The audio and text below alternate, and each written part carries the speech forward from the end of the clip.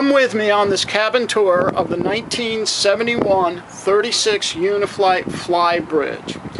As we enter the cabin, we can see down along the port side, we've got a galley with a 3-burner stove and oven that's operated by propane. We have a nice classic tile countertop right there. For Uniflite fans, how's that refrigerator cover for you? As we go forward, we've got the port side lower helm right here, destroyer wheel with the wood accents. We also have a 4-inch compass right there.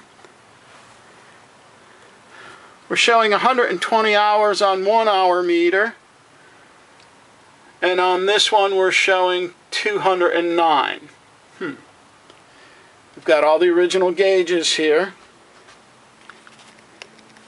Some upgrades include the fume detector,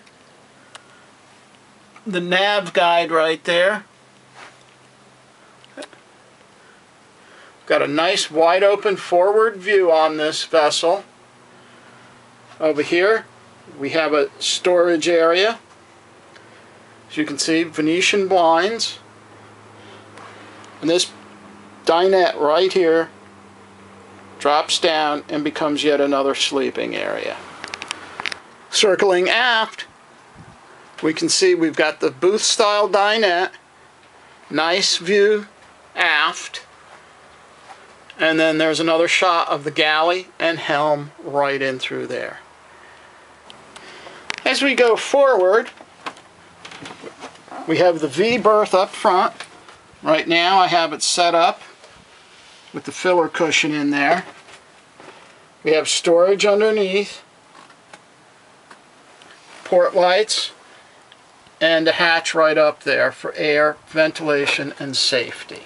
As we circle starboard, we get a shot of the guest suite right there with bunk beds, little seating area, and a mirror. Port side, we have a head right there, nice vanity, stainless steel sink, medicine cabinets.